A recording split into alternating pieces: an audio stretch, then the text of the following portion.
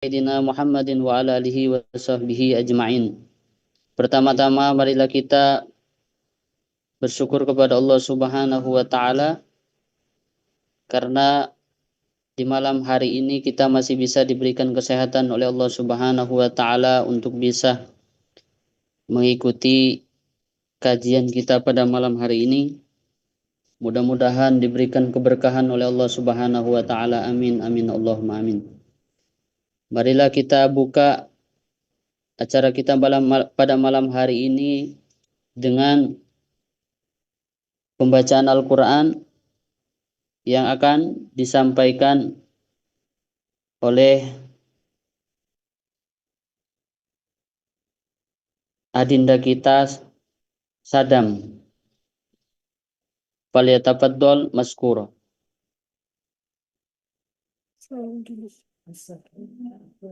Assalamualaikum warahmatullahi wabarakatuh. Waalaikumsalam warahmatullahi wabarakatuh. Waalaikumsalam warahmatullahi A'udzu billahi minasyaitonir rajim. Bismillahirrahmanirrahim. Alif lam mim. Zalikal kitabul fi hudalil muttaqin. Alladzina yu'minuna bil ghaibi wa yuqimuna sholata wa mimma razaqnahum yunfiqun. Walladzina yu'minuna bima unzila ilaika wa ma unzila min qablik wa bil akhirati hum yuqinun. Ulaika adam mir rabbihim wa ulaika humul muflihun. Innal ladzina kafaru sawa'un alaihim a'anzartahum am lam tunzirhum yu'minun. Khotamallahu ala qulubihim wa ala sam'ihim wa ala absarihim ghishawatu wa azabun alim. Wa minan yaqulu amanna billahi wa bil yawmil akhiri wa ma hum bimu'minin. Yukhadi'una Allaha wallazina amanu wa ma yakhda'una illa anfusahum wa ma yashkurun. Fi qulubihim maradun fazadahum marada walahum azabun alimun bima kanu yakzibun. Sadaqallahul azim. Wassalamualaikum warahmatullahi wabarakatuh. Waalaikumsalam warahmatullahi wabarakatuh. Shadaqallahul azim. Alhamdulillah, menginjak acara selanjutnya, marilah kita sama-sama mengikuti, perhatikan, mendengarkan dengan seksama kajian dari Al-Ustadz Al-Mukarram Al-Ustadz As-Kufroh Abiri SPSI. Falyatafaddal maskura. Monggo Ustadz. Baik, Bismillahirrahmanirrahim. Assalamualaikum warahmatullahi wabarakatuh. Suara saya sudah bisa dapat didengar? Jelas sekali, Ustaz. Alhamdulillah. Baik, mohon izin saya share screen ya. Bismillahirrahmanirrahim. Alhamdulillahirabbil alamin. Asyhadu an la ilaha illallah wa asyhadu anna Muhammadan abduhu wa rasuluhu la nabiyya ba'da. Allahumma shalli ala Muhammad wa ala alihi wa sahbihi ajma'in wa ba'du. Puji syukur kepada Allah Subhanahu wa taala. Ayah Bunda yang dirahmati Allah, malam hari ini kita bisa bertemu dan bersilaturahmi melalui dunia maya. Mumpung lagi ceramah. Dan alhamdulillah malam hari ini semua diberikan Allah nikmat sehat, nikmat iman, dan nikmat untuk bisa bersama-sama bermuajahah dalam majelis yang Allah diberkahi Allah Subhanahu wa taala. Ayah Bunda yang dirahmati Allah, dalam waktu yang singkat ini saya akan mengajak panjenengan semua untuk belajar bersama bagaimana menjadi orang tua yang mendampingi anak-anak dalam perkembangan di dunia yang sekarang ini serba digital, ya. Bagaimana kita bisa mendampingi anak-anak secara maksimal Nunggu sampai selesai. secara teknologi Makasih Pak ya Allah. luar biasa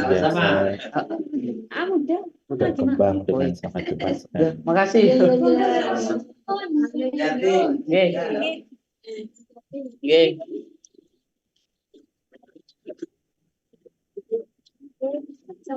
Ini masih ada yang bocor ya.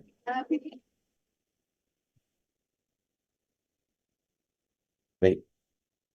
Bunda dirahmati Allah, mungkin hostnya bisa memute ya, biar enggak tumpuk-tumpuk suaranya. Bunda yang dirahmati Allah, semoga malam hari ini semua dalam keadaan sehat dan siap untuk bersama-sama belajar dalam kesempatan yang insya Allah penuh dengan barokah ini.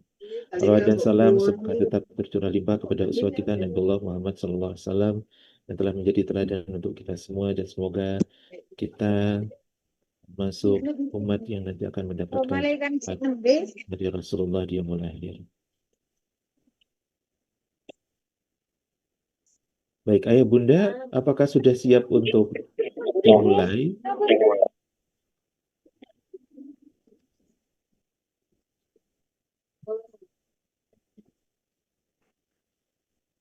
Mungkin masih ada yang bocor, belum selesai.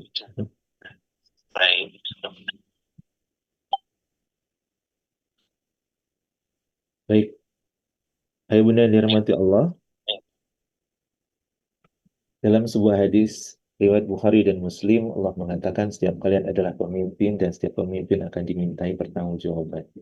Ini adalah sebuah pesan untuk kita semua, di mana Rasulullah menyampaikan bahwa kita ini adalah orang yang memimpin diri kita dan memimpin keluarga kita. Maka setiap yang kita pimpin itu pasti akan dimintai pertanggungjawaban, termasuk diri kita yang memimpin.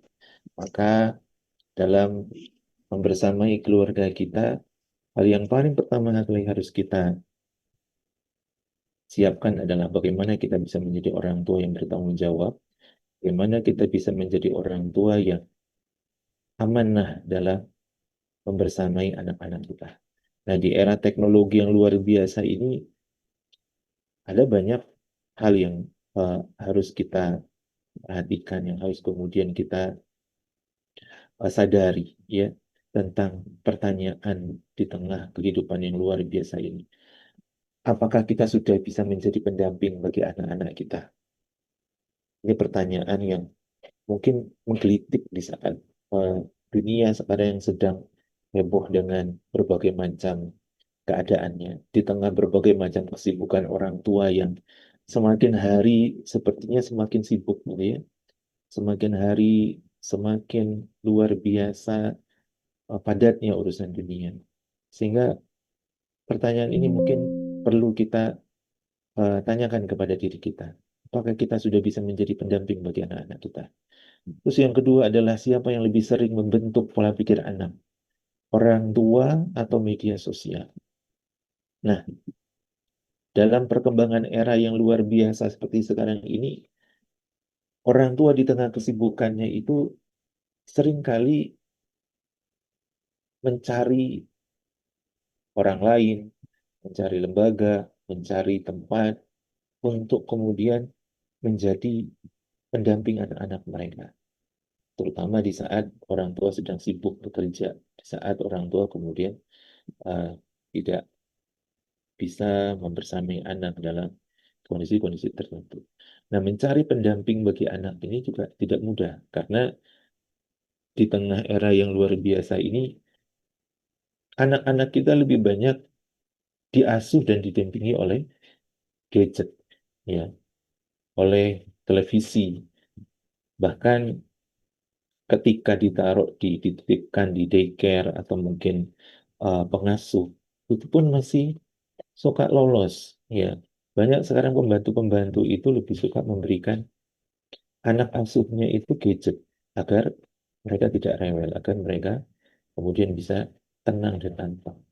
Nah, ketika ini dilakukan, maka secara tidak langsung anak-anak ini pengasuhnya itu berganti, pengasuhnya itu bergeser. Dan ketika anak-anak dibiarkan, maka efeknya akan luar biasa. Kenapa? Karena dia tidak saja kemudian berpengaruh kepada sistem perkembangan saraf berpikir, kecerdasan, kemudian bersosialisasi, kemudian berbicara, tapi juga yang paling berbahaya itu adalah berpengaruh kepada pola pikir anak.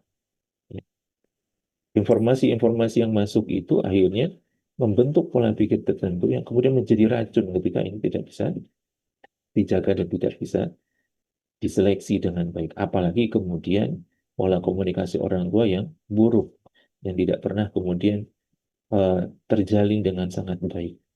Nah, ini akan menjadi satu keadaan yang mengerikan ketika kemudian dalam proses pertumbuhan perkembangan anak-anak ini, mereka tumbuh dengan racun-racun yang mereka dapatkan dari informasi yang tidak baik dan benar. Nah, orang tua pada saat ini itu sudah mulai harus menyadari bahwa apa yang menjadi tugas kita sesungguhnya. Cukupkah kita menitipkan anak kita pada lembaga-lembaga tertentu yang itu notabene adalah tempat anak-anak kita belajar hal-hal baru? Apakah kemudian kita orang tua terus memberikan kepercayaan sepenuhnya dan menyerahkan secara kebongkoan gitu pada lembaga untuk memberikan pendidikan anak-anak kita? Nah, ini menjadi sebuah pertanyaan yang harus kita renungkan. Kenapa? Karena sebaik-baiknya lembaga pendidikan, anak itu terbatas berada di sana. Orang tua akan memiliki waktu lebih banyak kepada anaknya daripada lembaga pendidikan itu sendiri. Nah, ayah bunda yang dirahmati Allah, kita harus tahu tentang bagaimana realita anak sekarang yang mereka hidup di era digital, ya. Anak-anak yang lahir di tengah dunia yang luar biasa canggihnya, di mana gadget itu menjadi bagian dari kehidupan sehari-hari. Anak-anak sekarang itu bebas dan sangat mudah sekali mengakses informasi tanpa batas. Dan ini menjadi tantangan bagi orang tua dalam mendidik anaknya. Ya, anak-anak kita sekarang dikenal dengan generasi alfa, di mana mereka tumbuh, berkembang dengan kecantikan teknologi yang luar biasa, sehingga membuat mereka menjadi anak-anak yang memiliki kemampuan critical thinking yang luar biasa. Anak-anak yang kritis. Generasi alfa itu dikenal dengan anak-anak yang kalau sudah ngomong nyeplosnya itu langsung luar biasa dan sangat mengena, gitu ya, tanpa ada uh, filter gitu. Nah, ini menjadi tantangan baru kepada orang tua ketika mereka membersamai anak-anak yang memiliki tingkat kecerdasan yang luar biasa. Anak yang kritis, berani berbicara, kemudian suka membantah, begitu. Dan mereka punya alasan. Nah, ketika kita orang tua tidak mau belajar dan kita tidak mau menyadari, maka yang terjadi itu adalah konflik antara anak dengan orang tua. Yang terjadi adalah anak dan orang tua cenderung berselisih pendapat dan mereka akan cenderung bertengkar, gitu ya. Nah, kemudian yang harus kemudian kita sadari juga teknologi itu dia ketika tidak bisa dikendalikan, maka dia akan menjadi bencana, ya. Dia akan menimbulkan kerusakan yang luar biasa kepada orang-orang yang menggunakan. Tapi ketika dia mendapatkan pendampingan, kemudian difahami fungsinya, kemudian ada arahan, maka teknologi ini akan menjadi sarana kebaikan untuk anak-anak kita. Maka untuk bisa teknologi ini bisa mengarah kepada kebaikan, sudah selayaknya kita orang tua untuk bisa melakukan pendampingan secara maksimal. Nah, yang berikutnya adalah bagaimana tantangan besar keluarga saat ini ketika menghadapi anak yang sudah kecanduan gadget. Anak sulit lepas dari layar, kemudian mereka memberikan pengaruh yang buruk terhadap interaksi keluarga. Dan ini menimbulkan gangguan fokus belajar. Ya. Anak yang kecanduan gadget itu cenderung sulit untuk kemudian mengendalikan emosi, cenderung temperamental, ya, sensitif sekali. Ini akhirnya memberikan gangguan terhadap proses pertumbuhan perkembangan mereka secara psikologis, secara kepribadian. Dan orang tua berhadapan dengan kondisi yang seperti sekarang ini. Anak-anak cenderung kecanduan gadget. Kemudian adanya konten-konten negatif seperti kekerasan, perundungan digital, ujaran kebencian. Yang ini menjadi santapan anak-anak kita. Ketika mereka sudah mengenal dunia media sosial, itu akan lebih parah lagi karena netizen itu komentarnya luar biasa, ya. Dan selalu ada saja bahasan yang dimunculkan oleh para netizen Indonesia, dan itu ditakuti oleh dunia internasional saking hebatnya para netizen Indonesia. Kemudian tantangan besar keluarga saat ini itu adalah karena luar biasanya pengaruh gadget teknologi itu, anak-anak kita jadi krisis adab dan komunikasi. Ya. Anak-anak itu lebih dekat dengan dunia maya, yang akhirnya mereka lebih banyak berinteraksi menggunakan bahasa nonverbal, tulisan. Nah, karena mereka lebih suka menggunakan bahasa komunikasi nonverbal, akhirnya interaksi itu menjadi sangat kurang. Dan ketika anak menjadi tidak memiliki lingkungan untuk berinteraksi, maka mereka menjadi orang-orang yang asosial. Yang efeknya adalah anak-anak ini akhirnya canggung, bingung, dan tidak tahu bagaimana dia harus berinteraksi dengan dunia secara nyata, lingkungan secara nyata. Efeknya adalah kadang anak ini gak tahu bagaimana dia harus berbicara dengan sopan dan santun. Bagaimana adabnya berbicara. Dan bahkan ketika anak-anak ini cenderung, edik kecanduan dengan game online dan seterusnya, yang cenderung bahasa-bahasanya itu bahasa yang sangat kasar. Dan ini secara tidak langsung terpola dalam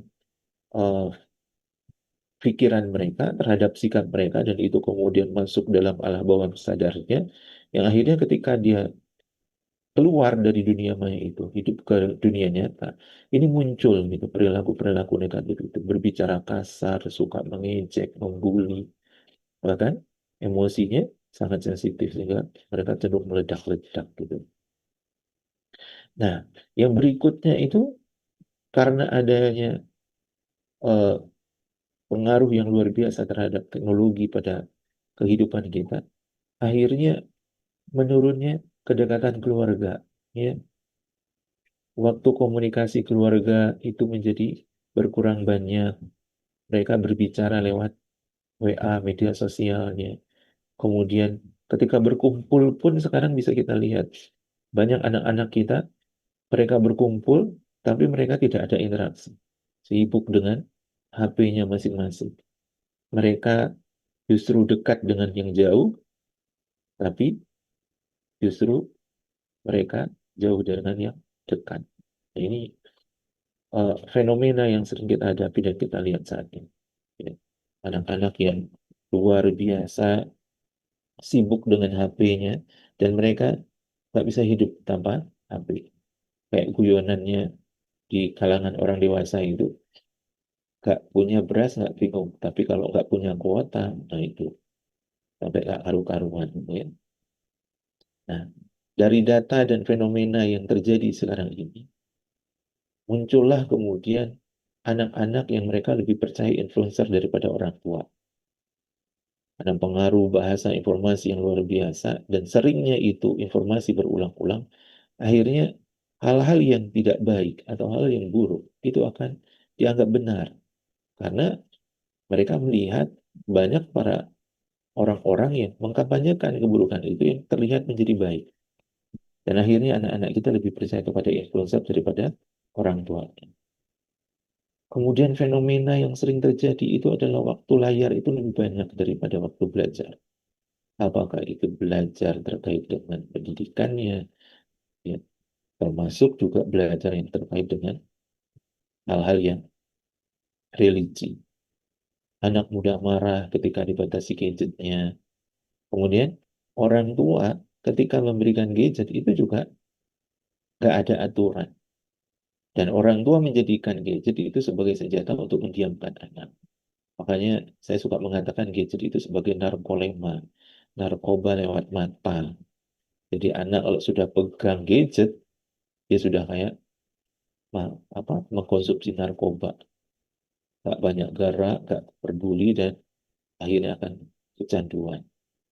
Nah, akibatnya dampak yang muncul itu anak akan jadi sulit fokus, dia kurang empati, mengalami gangguan tidur, menurunnya minat belajar, dan cenderung mengalami kecemasan sosial. Nah, fenomena di lembaga-lembaga pendidikan di sekolah-sekolah itu adalah anak-anak cenderung mengalami penurunan di minat belajar. Kenapa kok bisa seperti itu? Karena mereka ketika berhadapan dengan buku itu nggak menarik. Karena tidak ada gerak, tidak ada perubahan warna, gitu, dan cenderung monoton. Sementara ketika mereka pegang gadget, itu mereka seperti ada tantangan, karena yang dimunculkan itu adalah hal-hal yang mempengaruhi sistem kemampuan memandang, fokus, dan seterusnya yang itu akan membuat anak menjadi ketagihan karena ada dopamin yang dihasilkan dari dampak ketika dia menggunakan gadget. Nah, anak-anak yang menurun minat belajarnya itu juga rata-rata disebabkan karena penggunaan gadget yang berlebihan. Akhirnya mereka bergadang, ya. Akhirnya mereka mengalami gangguan tidur. Nah, ini yang kemudian menyebabkan tidak saja minat belajar menurun, tapi juga kesehatan, konsentrasi. Dan ini orang tua tidak menyadari. Nanti sadar-sadarnya kalau sudah terima raport, gitu, baru orang tua tahu. Ternyata kok anaknya mengalami banyak masalah dalam belajar. Baik, ayah bunda yang dirahmati Allah. Orang tua itu adalah madrasah pertama untuk anak-anak. Seperti apa yang disampaikan Rasulullah itu, anak lahir dalam keadaan fitrah. Maka kedua orang tua lah yang akan menjadikan mereka Nasrani, Yahudi, atau Majusi. Maka orang tua itu menjadi tonggak dan pilar utama untuk anak belajar semua hal. Orang tua itu adalah teladan, guru pertama yang kemudian dilihat oleh anak.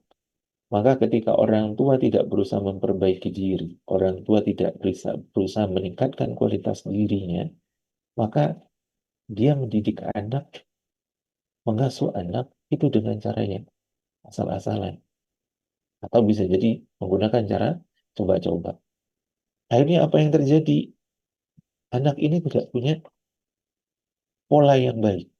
Anak ini akan bingung mau kemana arah.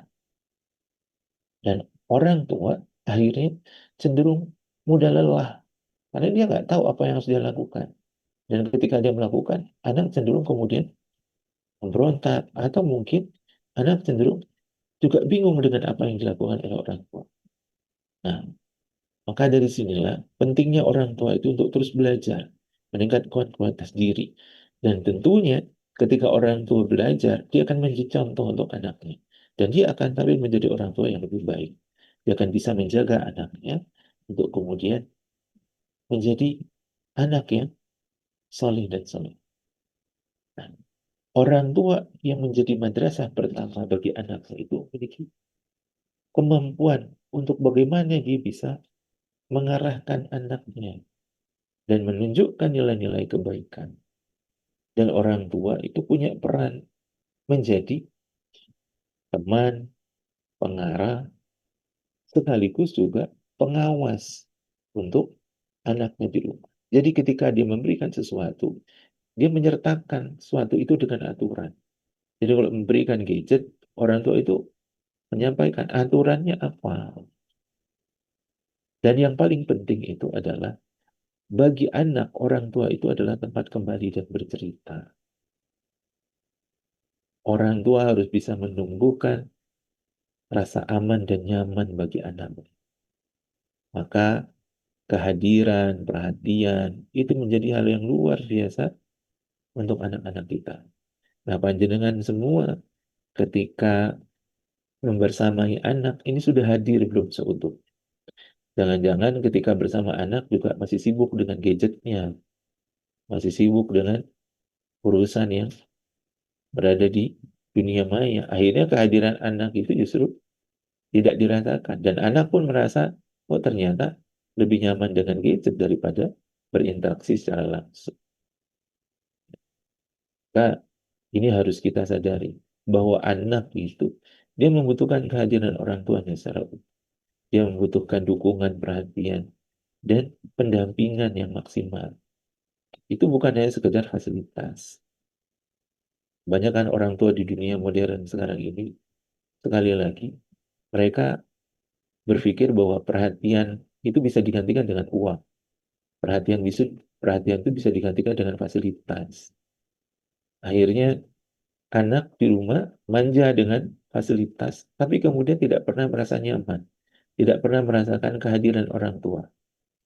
Dia ingin orang tua itu menjadi temannya ngobrol, menjadi temannya bermain, tapi ternyata itu tidak didapatkan.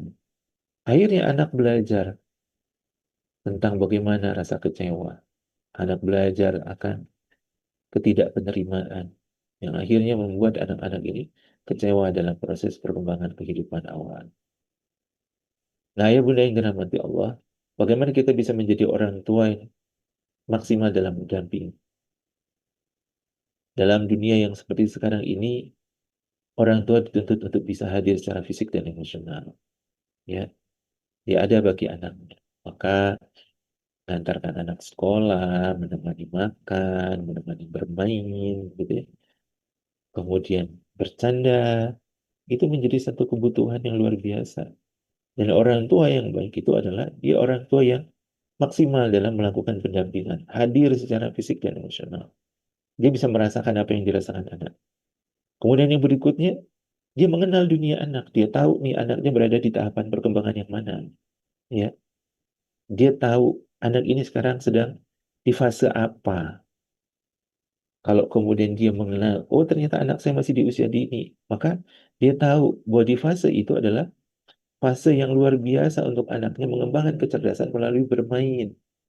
Maka dia nggak ada keinginan memaksakan anak untuk bisa segera cepat menulis, bisa membaca, bisa berhitung gitu, yang kemudian menghilangkan fase dan kebutuhan bermainnya.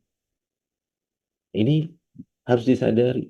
Orang tua yang benar-benar memahami anak, dia akan tahu untuk mengikuti tahapan-tahapan perkembangan itu. Dan mereka mau belajar terkait dengan apa yang sedang terjadi pada tahapan tumbuh kembang anaknya. Tidak kemudian sekali lagi itu tadi, menggunakan cara coba-coba atau menggunakan cara orang tua zaman dulu. Saya dulu dididik dengan cara seperti ini, maka saya mendidik anak saya dengan cara seperti ini. Nggak bisa. Dunia sudah berubah, zaman sudah berubah. Maka orang tua yang baik itu adalah orang yang mau belajar terkait dengan bagaimana dia memahami perkembangan anak. Nah, orang tua itu usahakan untuk tidak banyak melarang, tapi bagaimana dia bisa membimbing, dia bisa mengarahkan. Ketika anak melakukan sesuatu yang mungkin, kalau dulu ketika anak mau eh, contoh aja, karena mungkin orang tua dulu itu suka banyak ditakut-takuti ya. Jadi ketika anak ingin bermain keluar itu orang tua bilang, ayo jangan keluar. Dulu ada tukang rombeng, itu kamu diangkut loh. Ini beg, masukkan karung. Ini orang tua dulu kan. Cara dia melarang anak itu dengan menakut-nakuti. Akhirnya efeknya adalah anak-anak itu memiliki keadaan yang eh, tidak punya rasa percaya diri, cenderung cemasnya sangat tinggi, penakut begitu ya. Dan banyak hal yang kemudian itu berpengaruh pada keadaan-keadaan perkembangan dirinya. Nah, sekarang ini hal-hal yang begitu itu sudah harus dirubah gitu. Jadi ketika kita ingin melarang anak sekarang itu kan cenderungnya karena dia sudah banyak tahu informasi, jadi nggak pernah punya rasa takut dia. Jadi kalau dia semakin dilarang anak sekarang itu semakin nekat gitu. Karena dia sudah tahu orang tuanya itu mesti bohong. Ya. Kalau kemudian anaknya ini eh, tetap nekat, nah, orang tua akhirnya akan mengeluarkan ancaman. Ini eh, bedanya orang tua zaman dulu dengan zaman sekarang gitu ya. Anak zaman dulu dengan anak zaman sekarang. Kalau dulu itu anaknya sekali ditakuti itu sudah gak berani sama sekali. Anak sekarang semakin ditakuti semakin ditantang sama dia. Makanya konten-konten yang kita lihat di media sosial itu kan anak-anak sekarang itu yang jadi konten kreator itu kan justru nyari setan kan, nyari hantu. Kalau dulu kan kita yang takut hantu. Kalau sekarang hantu itu dicari sama dia. Malah digoda, malah dibikin konten begitu ya. Nah ini, jadi kita sebagai orang tua sekarang itu bagaimana caranya merubah pola perilaku kita untuk bisa membimbing anak-anak, tidak kemudian banyak melarang, tapi menjelaskan. Kalau kamu tidak boleh ini, kenapa? Itu anak-anak butuh penjelasan dan itulah peran kita. Jadi kita bisa memberikan bimbingan dan anak kita berikan kepercayaan untuk dia bisa memilih menyelesaikan masalah. Kalau kamu pilih ini silakan. Kamu sudah tahu risikonya. Kalau kamu milih yang ke sana, maka kamu harus tanggung jawab dengan benar. Nah, ini ini adalah orang tua yang mendampingi, ya. Dan orang tua yang menjadi pendamping itu dia bisa membangun komunikasi yang hangat. Dia nggak otoriter, tapi juga tidak permisif. Ya. Ini orang yang bijak akan mengajak anaknya untuk berdiskusi, mereka bisa menjelaskan, dan mereka bisa belajar bersama. Nah, ya Bunda, pendamping itu bukan pengawasan yang berlebihan. Ya. Bukan kemudian dia banyak larang ini dan itu, suka mengkhawatirkan, suka menanggung. Sebenarnya saya sampaikan, pendampingan itu artinya adalah bagaimana kita bisa mengarahkan. Anak punya pendapat, anak punya pengetahuan, dia punya keinginan, kita dengarkan. Ya. Dan yang paling penting itu adalah kita bisa menjadi contoh untuk anak-anak kita. Sehingga anak-anak itu merasa nyaman. Dan akhirnya dia akan ketika punya masalah, ketika berhadapan dengan hal yang buruk dan berat, dia akan kembali kepada kita. Kenapa? Karena kita adalah orang tua yang nyaman bagi anak. Dia akan menganggap bahwa kita adalah rumah terbaik untuk diri mereka. Nah, ya Bunda, yang berikutnya ada 5 kunci menjadi orang tua yang bisa mendampingi. Apa yang pertama? Bangun kedekatan secara emosional. Maka kita harus punya waktu khusus untuk bisa membersamai anak-anak. Ya. Kemudian ketika kita sudah bersama mereka, dengarkan cerita atau kita yang bercerita kepada anak. Ya. Ini membangun kedekatan emosional. Harus punya waktu khusus untuk membersamai mereka. Entahkah itu sebelum tidur atau mungkin di saat eh, jalan-jalan atau mungkin di saat mengantar atau menjemput anak. Ini harus dibangun. Dan anak itu jangan hanya dituntut. Harus bisa ini, bisa itu, pintar ini, pintar itu. Tapi kita nggak pernah tahu tentang apa yang menjadi kebutuhan mereka. Jangan menitipkan ekspektasi kita kepada anak terlalu berlebihan. Kita berharap boleh. Tapi kalau kemudian memaksakan ekspektasi kita kepada anak karena kita dulu nggak bisa mencapai, ini bahaya. Anak akan jadi trauma dan mereka akan memiliki luka pengasuh. Yang kedua, jadilah peradaban digital. Karena memang kita sekarang dunianya ini adalah dunia digital. Kita nggak bisa lepas juga secara utuh gitu ya dari teknologi. Tapi kita bisa mengendalikan. Maka batasi penggunaan gadget ketika di depan anak. Pada saat kita berkumpul gitu ya. Kemudian gunakan media sosial secara bijak. Jadi kita bisa menjelaskan kepada anak-anak apa yang kita gunakan, apa yang kita lakukan. Ini untuk apa? Fungsinya di mana? Kemudian yang ketiga, buat aturan yang disepakati. Nah ini yang orang tua suka lengah. Kalau sudah kasih gadget ke anak, dia nggak punya aturan. Ya. Kapan itu digunakan, mana zona bebas gadget, kemudian apa yang menjadi prioritas. Nah anak sekarang, mereka bablas menggunakan gadget karena nggak ada aturan dan orang tua membiarkan. dengan alasan nggak apa-apa lah anak saya belajar, nggak apa-apa lah daripada anak saya keluyuran kemana-mana gitu. Nah, ini dia nggak memperhatikan betapa bahayanya itu, ya, ketika tidak ada kendali, tidak ada aturan. Banyak sekarang kasus-kasus anak yang buta, stroke, ya, mereka mengalami gangguan perkembangan seperti hiperaktivitas, autism, itu dikarenakan dari efek gadget yang berlebihan. Kemudian yang keempat, kenali dunia anak, ya, pahami perkembangan. Kalau saya mengatakan, saya sepakat dengan Steve Jobs. Dia punya aturan tidak memberikan gadget kepada anaknya sebelum usia di atas 14 tahun. Kenapa itu dilakukan oleh Steve Jobs? Karena dia tahu bahaya gadget. Mereka adalah orang yang menciptakan teknologi gadget itu. Jadi dia tahu, dan mereka sudah melakukan riset sedemikian lama, sehingga ketika eh, mereka tahu efek buruknya, anak-anaknya tidak diberikan menggunakan gadget di usia dini. Mereka justru eh, diberikan kesempatan untuk bermain di alam sekolah, di sekolah yang eh, masih sangat sederhana, tanpa ada teknologi, tanpa gadget dan seterusnya. Biar anak-anak mereka menjadi anak-anak yang tumbuh dengan rasa bahagia dan kreatif. Ya. Nah, ketika kita memberikan anak-anak kita gadget, ini sudah pantas apa belum? Ya. Ketika kita tahu anak ini berada di fase perkembangan yang mana, maka akan sebaiknya ya Bunda, jauhkan gadget itu dari anak. Walaupun mungkin sesekali kenalkan, tapi tidak kemudian sepenuhnya memberikan pada anak secara utuh. Tapi kita yang dampingi. Kemudian fahami aplikasi yang akan kita berikan kepada anak. Yang di HP itu aplikasi apa saja yang akan digunakan oleh anak. Kemudian kita harus juga mengawasi. Kita juga harus benar-benar bisa menyeleksi apa yang menjadi tontonannya dan siapa teman pergaulan. Dan yang kelima, tanamkan nilai-nilai religi, nilai-nilai agama. Biasakan anak untuk memprioritaskan betapa pentingnya sholat jamaah, kemudian tilawah bersama, dan yang paling penting adalah kita mengenalkan kepada anak terkait dengan pendidikan akhlak dan adab. Nah, ini kunci untuk menjadi orang tua yang bisa mendampingi anak. Menjadi orang tua pendamping di era digital itu adalah orang tua yang bisa hadir dalam kehidupan anak-anak, ya. Orang tua yang bisa kemudian membimbing tanpa mendominasi. Bagaimana kemudian orang tua ini bisa mengarahkan teknologi itu menjadi sarana kebaikan. Jadi anak-anak dikenalkan dengan teknologi, didampingi, diberikan aturan, tapi juga mereka dikenalkan dengan apa-apa saja yang menjadi sisi positifnya. Dan tentunya juga sisi negatifnya ketika digunakan secara berlebihan. Nah, ini yang paling penting. Orang tua harus bisa menanamkan nilai iman dan akhlak sejati.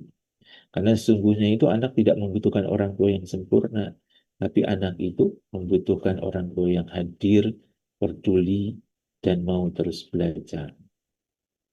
Ayah bunda, kita tidak bisa menutup mata terkait dengan apa yang terjadi pada dunia sekarang.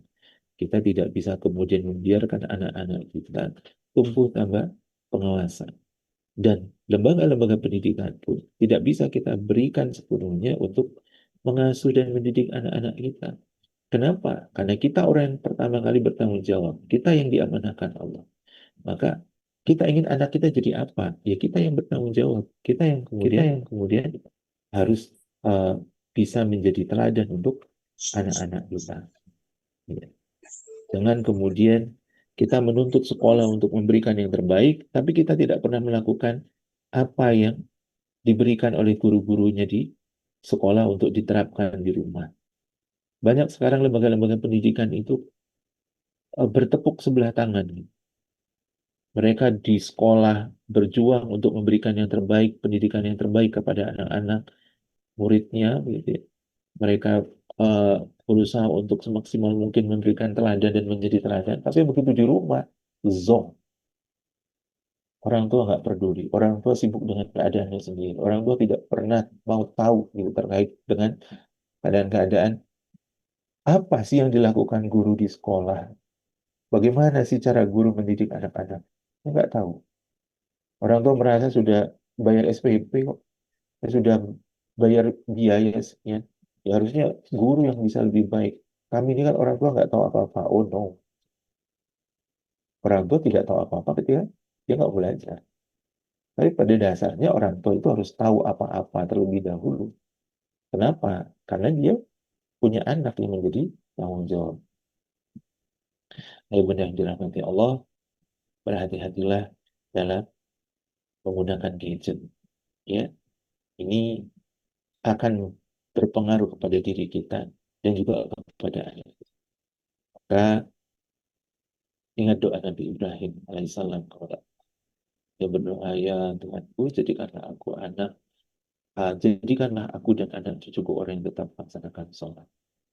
Ini doanya Nabi Ibrahim. Ya, kita pun harus senantiasa mendoakan anak dalam keadaan apapun. Kenapa? Karena doa itu menjadi senjata yang luar biasa untuk orang tua bagi anak-anak. Nah, ini seperti yang saya sampaikan tadi. Ya, ada Steve Jobs yang kemudian eh, dia adalah founder dari Apple Corporation. Ya, menciptakan gadget selama 40 tahun, mulai dari PC, laptop, sampai dengan smartphone yang canggihnya luar biasa. Dia justru melarang anak-anaknya menggunakan gadget. Kenapa? Karena dia tahu bahaya. Dan mereka justru menyekolahkan anak-anak mereka di sekolah alam yang steril dari gadget. Luar biasa. Ya. Ayo Bunda, mari bersama-sama kita belajar untuk menjadi orang tua yang sebaik-baiknya orang tua. Memaksimalkan peran kita untuk kemudian bisa menjadi teladan bagi anak-anak kita. Dan anak-anak kita bisa terjaga dari dan terlindungi dari berbagai macam keburukan dan kerusakan. Kalau alam bisawab, mungkin ini yang bisa saya sampaikan. Saya kembalikan kepada Ustadz yang membuat acara. Monggo nanti kalau mau diadakan diskusi, kita diskusi. Terima kasih. Assalamualaikum warahmatullahi wabarakatuh. Waalaikumsalam warahmatullahi wabarakatuh. Syukran Ustaz, jazakumullah khair kepada Ustaz As-Sufrah Abiri SPSI. Mudah-mudahan apa yang telah disampaikan oleh beliau memberikan bermanfaat bagi kita dan anak-anak kita, dijadikan anak-anak yang dan kita bisa mendidik anak-anak kita menjadi anak-anak yang soleha. Baiklah, untuk acara selanjutnya yaitu doa penutup yang akan disampaikan.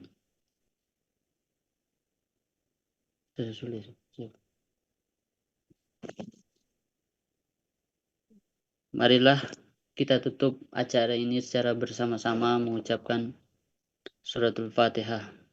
Ila hadratin Nabi Muhammad SAW. Suratul Fatihah.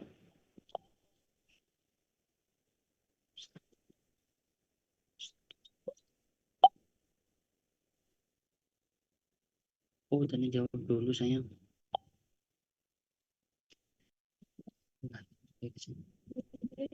Jadi nggak ada tanya jawab berarti ya? Langsung saya tutup ya? Oh, apa Ustaz? Katanya ada tanya jawab juga. Ngapunten. Nah, kok sudah ditutup?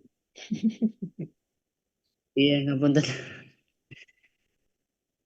Monggo ustazah-ustazah yang ada, kalau ada yang mau bertanya, mohon disampaikan pertanyaannya.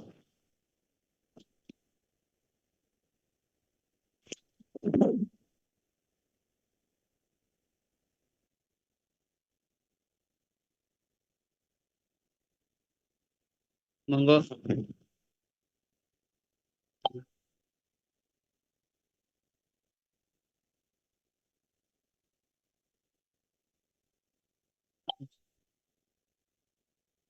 Ini ada di pesan ini, di chatting.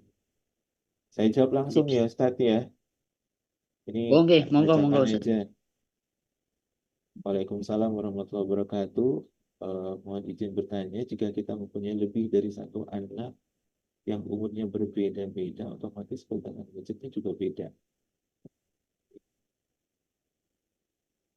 Baik, Bismillah. Ya, Memang sebaiknya begitu. Jadi ini dari Romin Habib ya. Kalau anaknya beda-beda usianya, otomatis kan mereka juga kepentingan dan kebutuhannya juga beda. Nah, tapi kalau masih usia eh, rentangnya itu usia misalnya antara 2 sampai dengan 10 tahun, saran saya udah lebih baik gadget itu diminimalisir ya. Dan kalau bisa eh, tidak ada sarana belajar menggunakan gadget. Nah, ini masih tahap-tahapan yang eh, sangat-sangat krusial untuk penggunaan gadget dan pengaruhnya. Nah, kapan sih anak itu bisa diberikan kepercayaan untuk belajar menggunakan gadget secara mandiri itu kalau sudah di atas 14 tahun.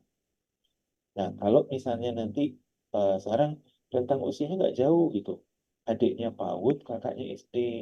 Nah, ini gimana kalau misalnya ingin memberikan kebutuhan terkait dengan gadget? Kalau kakak memang benar-benar membutuhkan gadget untuk media dan sarana belajar, sebaiknya tidak di depan adik. Ya, itu saran saya. Tidak di depan adik. Nah, adik, apa yang harus dilakukan? Ketika kakak belajar, itu cari tempat yang steril dari adik. Ya. Kemudian yang kedua, jangan sampai adik ini melihat kakak itu pegang gadget. Dia mesti akan berpengaruh. Dan dia bisa kan. Dan kita nggak bisa kemudian, adik masih kecil, adik nggak bisa, adik nggak boleh, dia nggak mau tahu. Yang dia pikirkan adalah kenapa kakak boleh, kok aku enggak. Dan dia akan cari cara untuk kemudian bagaimana bisa mendapatkan gadget. Nah, akan ada baiknya ketika kakak sedang dalam kondisi belajar menggunakan gadget, ibu atau ayah mengajak adik beraktivitas dengan kegiatan yang baik. Di usia-usia awal, antara usia 0 sampai 2 lah, ya, sekolah 2 sampai dengan 12 tahun itu perbanyak membaca buku, ya, perbanyak berinteraksi dengan buku. Karena ini akan membantu membangun kekuatan kecerdasan mental, otak, dan juga membangun kemampuan-kemampuan positif yang lain. Jadi batasannya jelas harus berbeda dan kalau memang misalnya contoh nih putri jenengan yang terkecil masih sekolah dulu taba misalnya ya dulu taba. Otomatis kan dia usia-usia PAUD tuh sebaiknya tidak ada gadget untuk anak, ya. Apapun alasannya lebih baik dengan mengganti gadget itu dengan memberikan mainan atau memberikan buku atau ya menyediakan waktu untuk memang benar-benar mau bermain dan mendampingi anak-anak begitu ya. Assalamualaikum. Bagaimana untuk mengatasi rasa iri antara anak ya ini kakak dan adik. Rasa iri itu muncul karena memang mereka sering dibeda-bedakan dan terlalu sering kelihatan pembedaan itu. Ya. Maka bukan ketika memperlakukan anak, jangan sampai terlihat kita membedakan. Kalau memang ternyata ada bedanya, ada anak yang lain, itu harus diberikan penjelasan. Kenapa kakak diberikan uang jajan? Karena kebutuhan kakak itu sudah bukan. Sedangkan adik, kebutuhan adik itu berbeda. Nah itu ada penjelasan. Dan sampai mereka nggak boleh dibedakan. Harus disamakan. Misalnya nih, ketika mendapatkan jatah makanan atau mungkin untuk kondisi-kondisi tertentu misalnya eh, mendapatkan fasilitas ya tetap harus sama ya tidur semua nggak ada yang misalnya tidurnya pakai kasur lebih bagus semua sama gitu. Jadi rasa iri itu akan bisa dihilangkan ketika memang anak-anak kita pahamkan kenapa mereka harus diperlakukan berbeda dan kenapa mereka tidak sama. Nah, yang berikutnya adalah bangun kebersamaan antara kakak dan adik, ya bekerja sama, kemudian saling bisa menerima, ya kita bantu untuk memahami mereka ditumbuhkan rasa saling memaafkan. Dan terapi yang paling bagus itu adalah mengajarkan anak untuk bertukar hadiah, ya. Kakak ketika punya jajan, dia menyisihkan untuk adiknya. Kenapa? Karena dia sayang dan peduli kepada adiknya. Nah, cara-cara seperti ini itu akan menghilangkan rasa iri dan menumbuhkan rasa kasih sayang yang luar biasa kepada sesama saudara. Allah Allah, mungkin cara itu yang paling sederhana. Baik, mungkin sudah cukup Ustaz. Eh, monggo kalau masih ada pertanyaan sampaikan di kolom obrolan. Ada? Saya khawatir makhluknya yang nggak ada ini.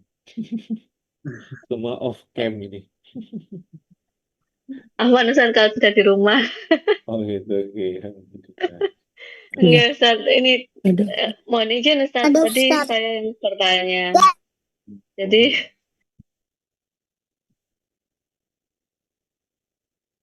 Di mute itu.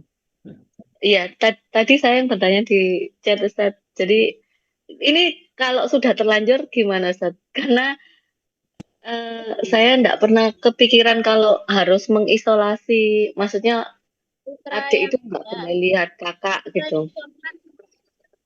Nah, tapi ini sudah terlanjur melihat kakaknya memakai gadget. Akhirnya anak saya 6 tahun itu kami beri gadget dengan yang apa family link aja itu loh Ustaz. Dan kami batasi hanya 1 jam tiap hari. Jadi kalau sudah jadi ada timernya. Kalau sudah 1 jam sudah itu terkunci dia nggak bisa. Nah, kan Ustaz tadi bilang kalau sebelum 10 tahun jangan. Tapi ini sudah terlanjur Ustaz. Jadi bagaimana untuk meriset yang sudah terlanjur terjadi? Oke, Jazakallah khair. Pak. Saya punya pasien dengan kasus yang awalnya seperti yang jenengan terapkan pada anaknya. Jadi 1 hari 1 jam.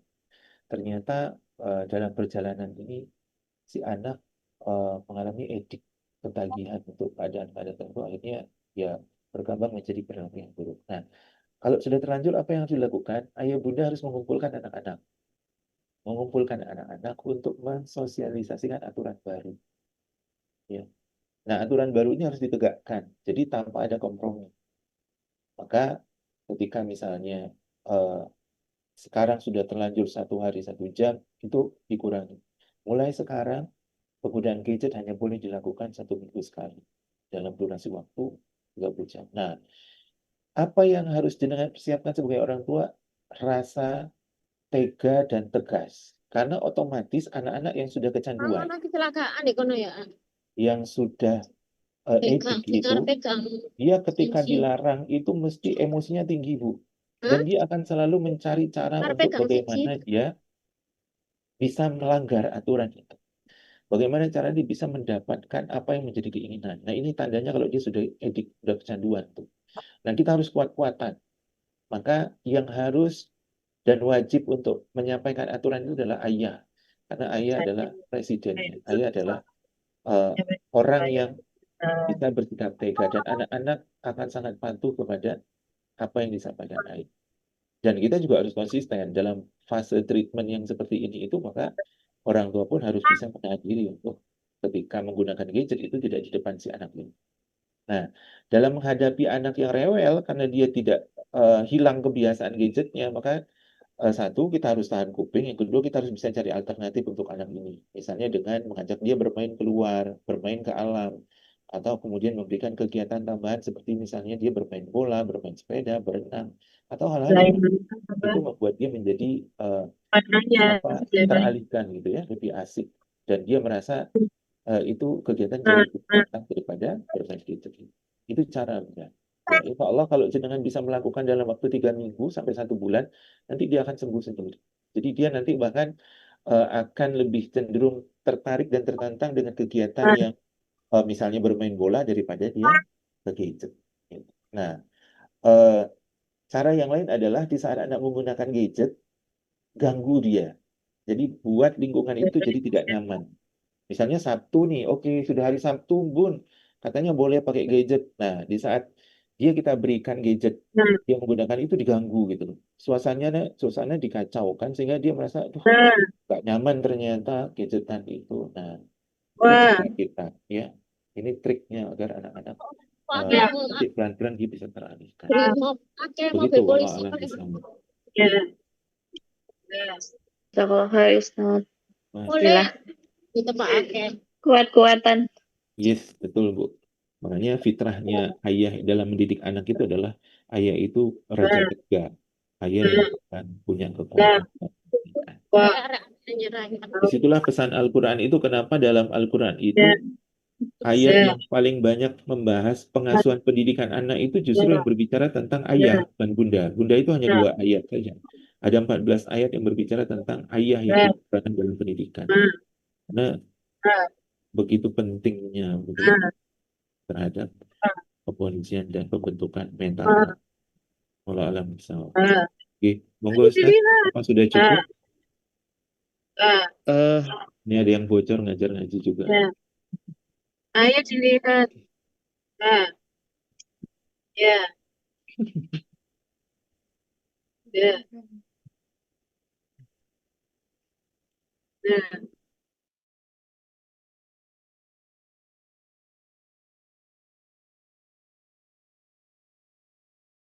Baik Ustaz, mungkin sudah. Alhamdulillah, mungkin kalau sudah nggak ada pertanyaan, kita akhiri sampai sini. Saya closing dulu Ustaz. Apa? Baik, ayah bunda yang dirahmati Allah, dalam menjaga dan membersamai anak-anak itu memang nggak mudah ya. Kita perlu terus belajar, kita perlu terus untuk bisa update terhadap kondisi apapun.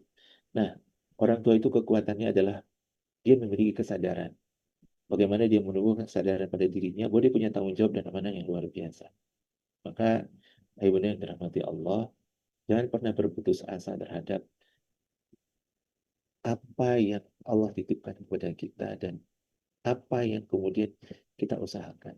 Ya, kita sudah belajar, kita sudah berdoa, tapi masih ada saja kemudian kendala untuk kita membersamai anak. Maka jangan pernah berputus asa terhadap rahmat Allah. Yakinlah bahwa Allah menguji kita karena kita memiliki kekuatan yang Allah sudah siapkan. La yukallifullahu nafsan illa wus'aha.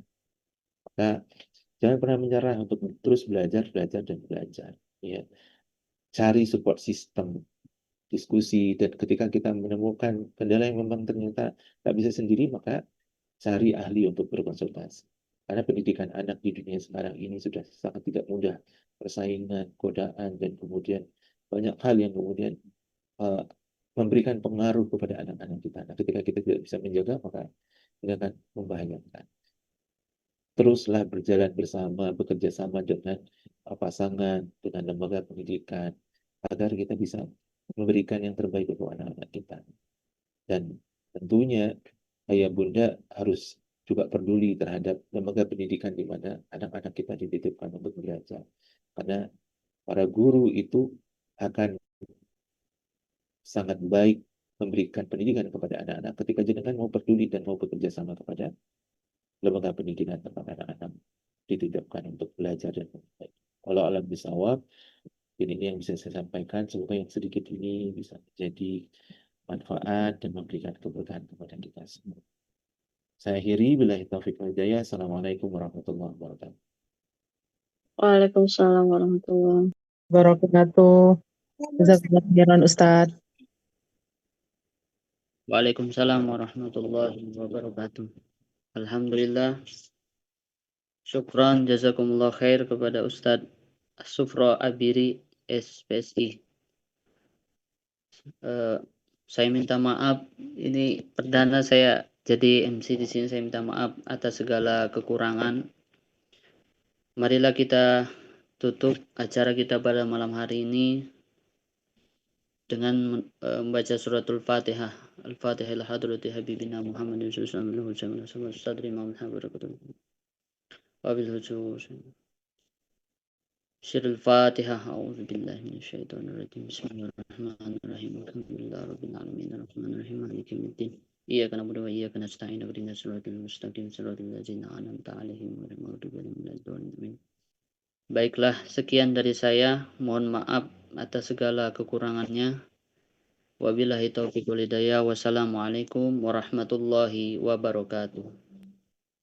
Waalaikumsalam Waalaikumsalam warahmatullahi wabarakatuh. Waalaikumsalam warahmatullahi wabarakatuh.